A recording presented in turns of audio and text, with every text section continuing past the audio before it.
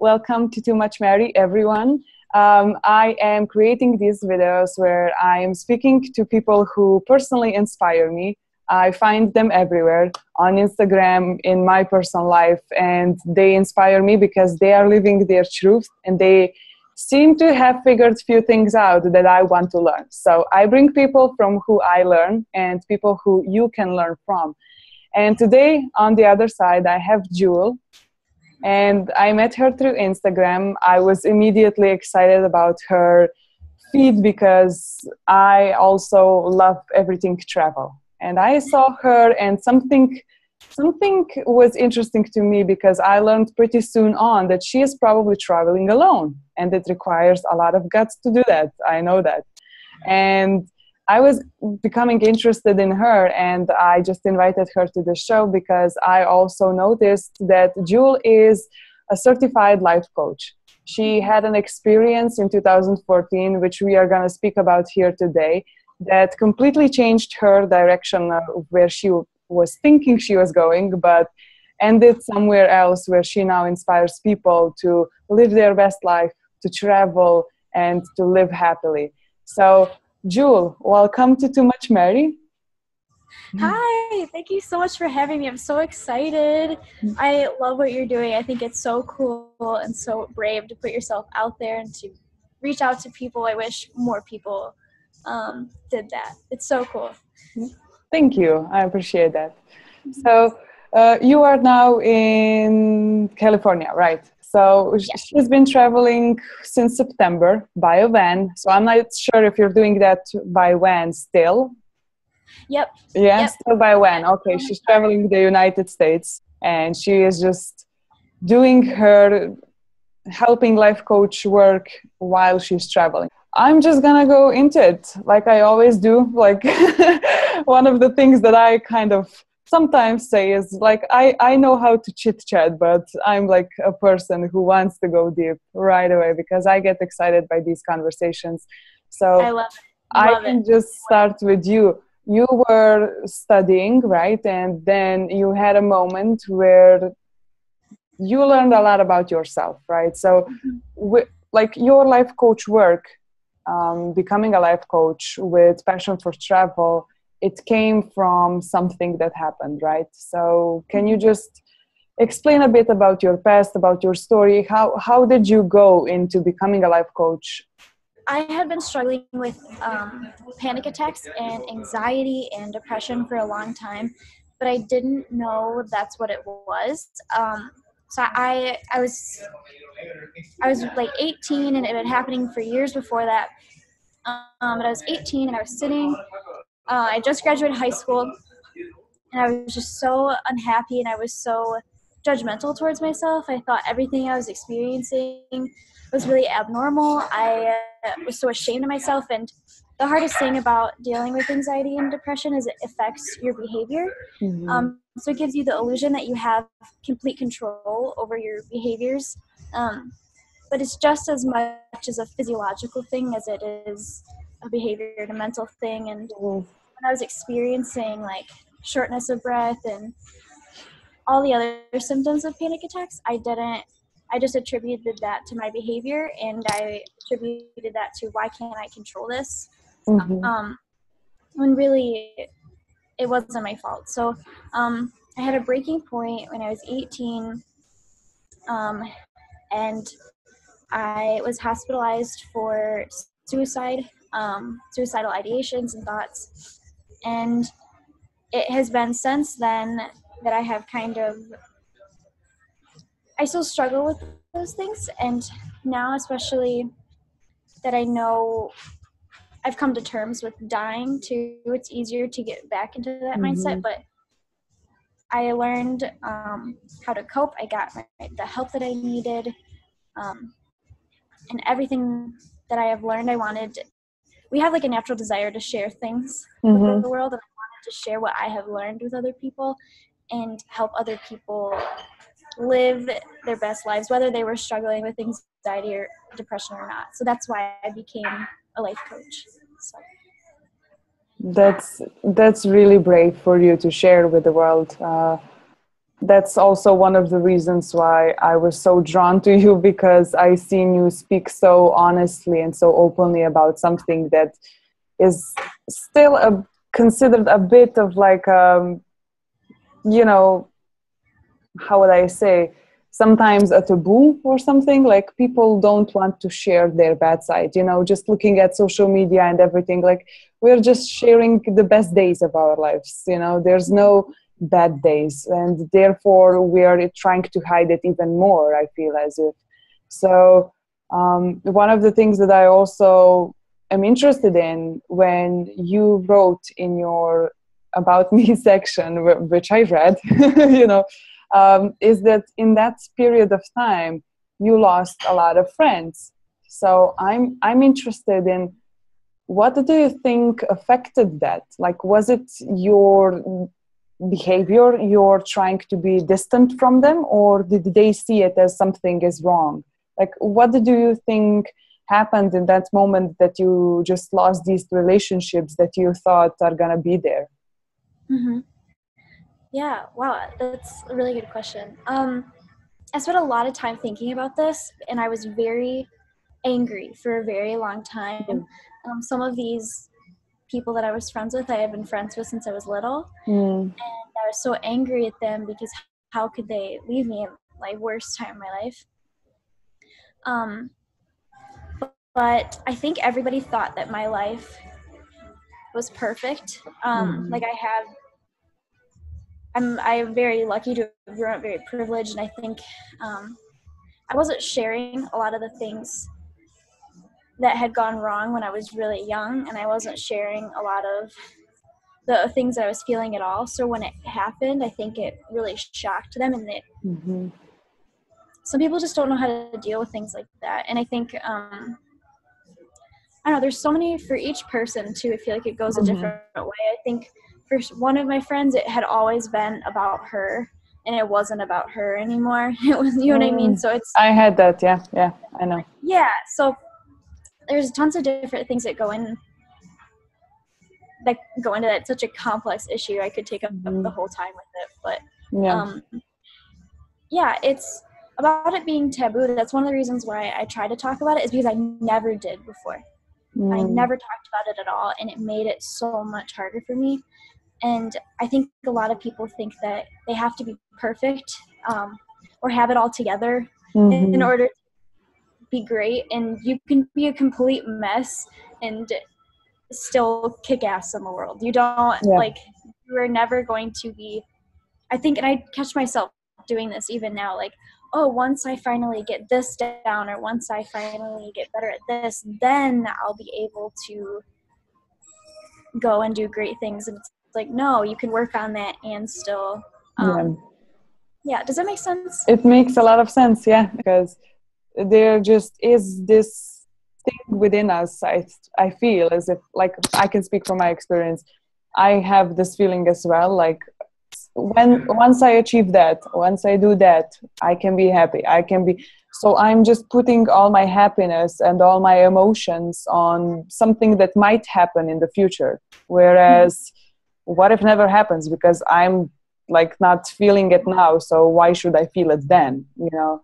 And that's where it comes from, the whole situation of, if you can't be happy with what you have, like, you're not going to attract more of that. You're going to attract more of things you don't want, because that's how it works, you know? And, and I definitely concur with what you said about, you know, being a taboo topic, that some people just don't want to see it and hear it, you know, because it just reminds them that maybe someday they won't achieve their perfection that they have in their head, you know? So yeah, exactly. But you're not gonna, there's no way to be perfect like that. It isn't. Everybody's working on themselves. Every single person is something that they're trying to improve on, and accepting that and realizing that is such a magical thing. It's like key. So in the process of healing, what was the one thing that you had to work on and just dig your head deep, and just what would you say was the one thing that definitely made a change in your healing journey from being suicidal and just being in depression, losing friends, and just kind of feeling like you're battling this huge thing by yourself, you know, what was the thing that kind of helped you move forward? What was it that helped you get on the other side and just shine, not let it put you down? Yeah, I think it was probably like three main things. One of them would be stop being ashamed of it, and to talk about it. At that point, I was keeping it all to myself. And when you keep things to yourself, you make them crazier in your head. You build them up, you make them worse. And when you talk about it, you organize your thoughts, and you understand the situation better, and it separates yourself a little bit from it. So you can be more an evaluator and not as much of a judger. And so doing that, learning how to do that, that was something I had to work so hard at. And that's why it makes me so happy to hear you say that I'm so open about it, because I've really like worked hard to do that and be that authentic. I think it's important.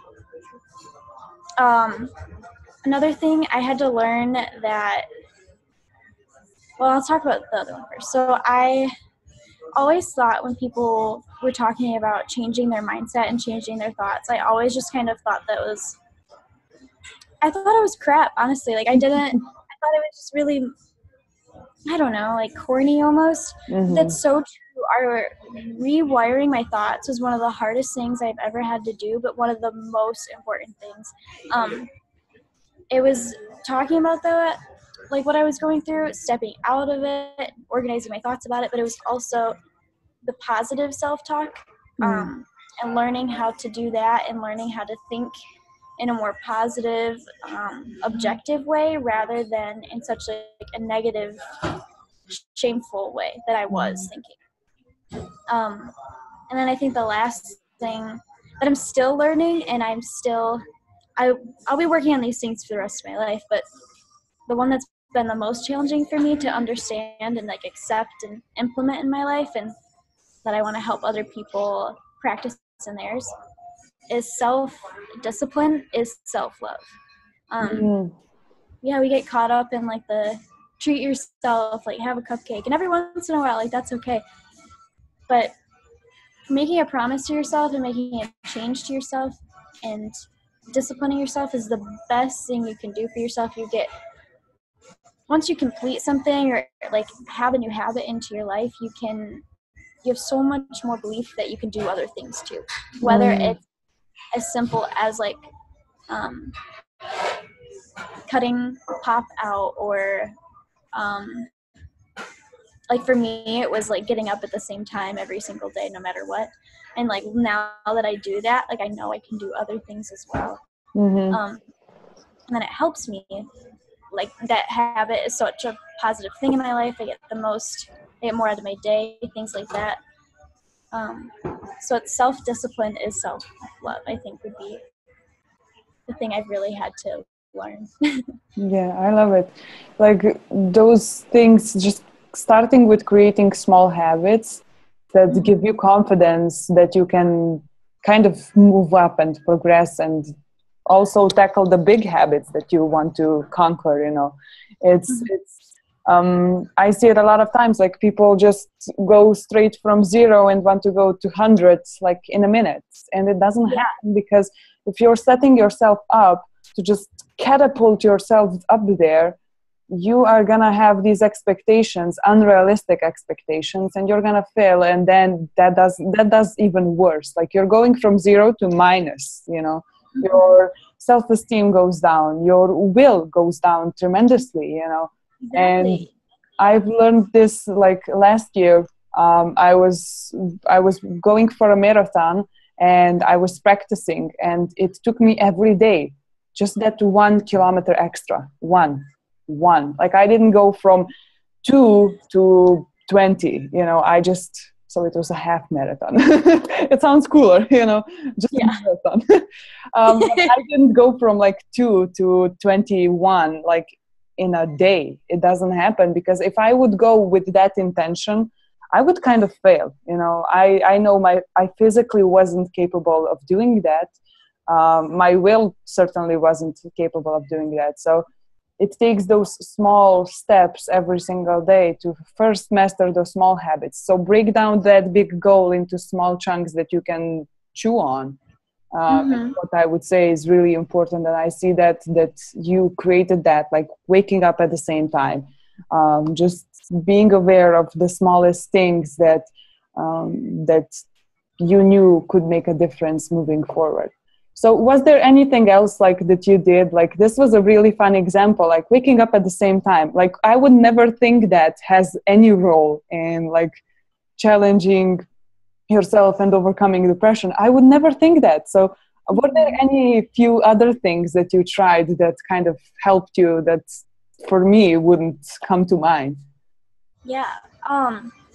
First, I gotta say I love that example of the marathon. I think I might use that because I have clients all the time that like want to take on so much, and then I have to kind of like not necessarily talk them down, but like plan it out longer with them. Like we make a long-term goal with it. So that's something that a lot of people try to do when they're trying to make a good change in their lives. But I having a routine, and that's been the hardest thing about traveling, is I had a routine, and now like every day is different and it's crazy. So it's trying to keep that up at least a little bit. But having like a little routine, whether it's just getting up at the same time every day and just, I don't know, like sitting there in your kitchen and just drinking a cup of coffee with no distractions, whether it's as simple as that, having a routine that sets you up every day. Like first, consistency is so important. So important. There's something about that is so grounding. And it helps us with the unpredictability that life is. So I think that would be really important. For me, I wake up at the same time every day, and I write like my affirmations, and I try to reinforce that like positive self-thinking in myself. And I have like a habit tracker where I keep track of like my other habits that I do throughout the day, and like a weekly to-do list.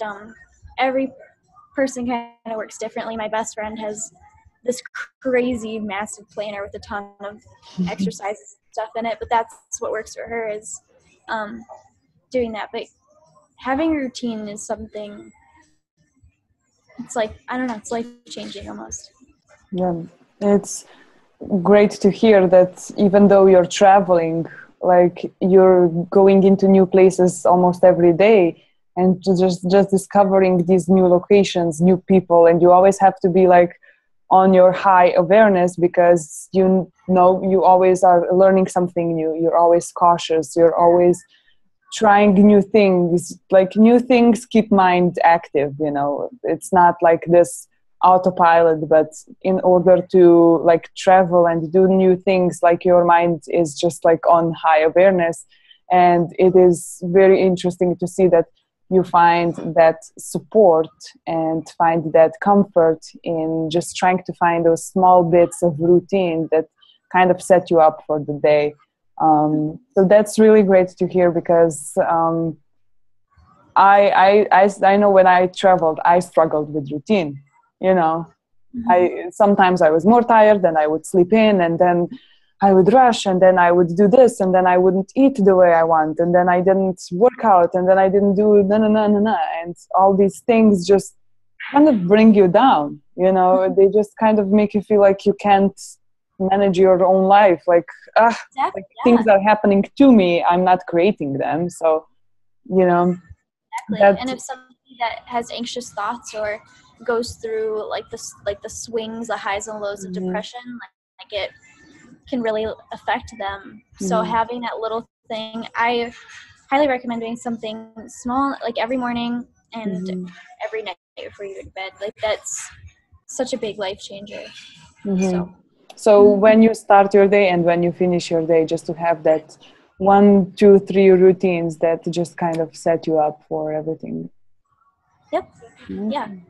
That's so amazing. Yeah. So I also read that you got professional help.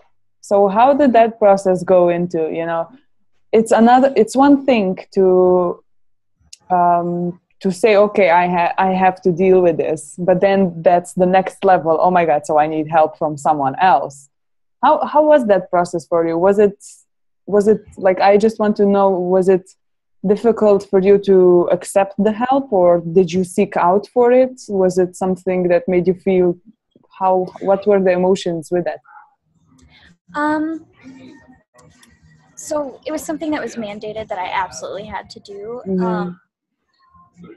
But once I got started with it, it got easier as time went on to accept that help. At first it was kind of difficult, but I was really embarrassed and I was very shameful. And again, like, it was all I having thoughts like I'm weak and you know what I mean, I can't even control myself, let alone like, how am I supposed to do anything that provides value to the world when I can't even manage myself. And it went from dissecting why I had these issues, and it went, again, there was things that have happened from a long time ago that I never really dealt with until I got that help. And that was so important for me to dissect that, understand that, accept that, and be like, okay, that has impacted me in these ways. That doesn't mean I have to let it impact me anymore. I can cope and learn how to work through it. For other people, I think it's really hard for a lot of people to reach out and ask for help, and especially if people put so much emphasis on like the initial few interactions with your like therapist or your whoever your provider, however you're getting your help. And I just want to stress, sometimes you have to find the right person that you vibe with for that, and it takes a little bit of time. I think especially millennials, but we want the instant fix. We want the instant solution and gratification, and it takes time. Because that was one thing, looking back, I was really frustrated with. I was like, okay, now I'm getting this help, and I don't even know if I like this therapist. Things are getting better automatically. So it's definitely, you have to look and figure out who works for you, who you vibe with best, and like give them a little bit of a chance too. But yeah, it was something that I needed. It was definitely, life coaching is very more like, let's evolve your lifestyle right now, and let's work through some of your blocks and fears. But therapy is really for like deep rooted issues, and that's what I needed at that time. So going back to the root of everything, that being in that state of mind and emotionally, did you ever figure out what was the block that was preventing you from living a happy, fulfilling life? Did you find that out, or was there no reason? Like, because I know people that have depression and anxiety can have a reason, or they don't, because it comes different with each one. So I'm just interested, did you find out what was the reason, what was the block behind you being your full energized self? I think it was a lot of things. This is something I've really thought about for a very long time. I think I even obsessed a little bit over. But there isn't one answer for things like that. And I think a lot of people assume that there should be, so they try to figure out, oh, is it my physiology? Is it like because of this happened? Is it because I was raised this way? It's probably a combination and a big cocktail of things. And that was one thing that I would think, even now, like sometimes I'm like, oh, maybe I'm this way because of this. It's through a bunch of things. You could drive yourself crazy trying to figure that out. For me, it was accepting that it is probably a bunch of things too. It is probably mental illness runs in my family. It was probably my past, and it was probably a little bit how I was raised, and it was how I was thinking about things and how I was dealing with things. So there's no, I think like almost the epiphany is, it's just, I think it's almost like a fallacy that or like a fantasy that we, does that make sense? It makes sense.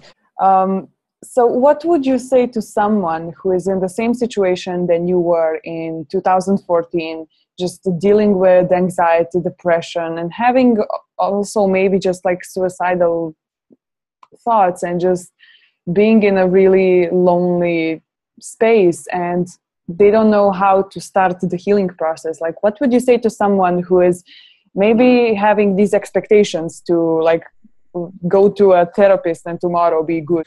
Yeah. In a I'll try to make it quick synopsis.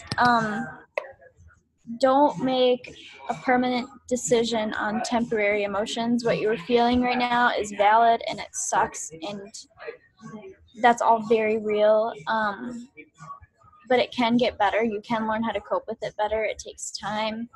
And then healing isn't a linear process either. It's a process that's all over the place. It's kind of like it goes back to like with grieving. People think that when you lose somebody, you go through those stages of grief and then all of a sudden it's better, but it's not like that. You go back and forth and you fluctuate between the stages, and you will fluctuate between stages of healing, but it is worth it. Looking back now and like looking back at my old like journals that I had from that time period, like I am just amazed at how different I perceive the world, and I think, and I am almost proud of myself for reaching out, getting help, and taking the time to rewire my brain to now where I can live the life that I love and I'm happy with. So. That's amazing to hear, because I think you should be proud of yourself, because not only did you overcome it, but you are now sharing it with others, and that's like next level. It takes one to heal from their own challenges, but it takes something very different in a person to reach out and to go through that many times with different people, because I feel as if every time you're helping someone, in a way, you're going through it again. It does feel like you're emotionally evolved. You also want to help them, and you are there for them, and you see it going over and over again. So it takes like a really, really powerful person to help to put themselves in that situations, and not to be like only, okay, I'm okay, so you deal with your shit, I'm done. It doesn't take a lot to get to that conclusion, but it takes a lot to go out and seek people and help them and just be there for them when they are going through situations as well. So thank you for saying that. That's part of the reason why I want to do it, is to shatter that perception of you have to have it all together to be happy. Because I'm still figuring it out. I'm still working on my own things. That doesn't mean I can't help you and provide you with that. And if anything, we can do it together. Everybody has something that they're improving on anyway. So thank you for saying it, though. Yeah. So before we go to our last question, I would just like you to share where people can find you, where people can be inspired by you. I know Instagram, doing not dreaming, is it? And is there anywhere else that you share yourself, your content, would you like to share, so that we put it under this video, then that people can find you? Yeah. On Instagram, Doing Not Dreaming. I'm also on Facebook, Doing Not Dreaming. They're linked together, and there's the same content. For a little bit more like in-depth stuff, I do have a blog that I'm really proud of. So that is just doingnotdreaming.net. And if they want to email me and talk to me personally, I would love that. And my email is just Jewel Hohman. So JEWELHOHMAN at gmail.com. And they can email me, and I would love that so much. Okay, great. So the last question is something I always ask, because I think this question tells me and the world a lot about person who I'm talking with, and I would just like to ask you this last question before we finish off and close this amazing conversation. And the question is, what do you know for certain, for sure, 100% in your life at this moment that is an absolute truth to you? Wow, that's a very loaded question. I love it. I think a lot of things that we've talked about today are those lessons that I have learned um, that are truth, but I think the most important truth that I have learned is that I am a mess and I am sorting through my mess and I'm figuring it out, and I am still worthy of love and great things. I don't have to have it all together to live a great life, and I don't think anybody has it all together, to be honest. So I think for certain that we all are trying to improve and work through things, and I don't know. I think, wow, that really hit me. Like, I'm gonna think about that all day. That is a good question. Thank you. Oh my gosh, I wish I was more articulate, but It came wow. out clear. It's yeah, it is. So I'm just word vomiting all over the place. Yeah, it does make sense. Like we're all a mess. Like basically, yeah. But you know, that's what makes us unique. That's what makes us that's what connects us in finding the way to better ourselves and people around ourselves. And it's just normal to be not normal. You know, there is no normal, and we should all accept that, because usually those are the things that make us us, you know. So okay. Yeah, everybody's working through their own thing, and you can improve and get better, but there's always going to be a drive for more. I think that's normal and almost like a blessing about being alive, you know? Okay, super. Well, thank you for joining me here. I will be posting all the links to where people can find you below this video. And I am really grateful and honored that you joined me here today, that you took your time off of those crazy traveling adventures that I so love seeing on Instagram and Facebook. And yeah, just want to thank you one last time that you agreed to do this. So thank you. I'm so honored and excited, and it was so cool to connect with you. What you were doing is remarkable and valuable, and I hope you were reaching out to. I don't have enough words to describe how awesome it is that you're doing what you're doing, and I hope people will learn so much from you. So I'm so excited. Thank you so much. Thank you. And yeah, that's it for now. And if you guys like these kind of videos, make sure to subscribe and to follow these videos and stay in tune. So that's it for now. Jewel, thank you and bye-bye. Bye. Thank you.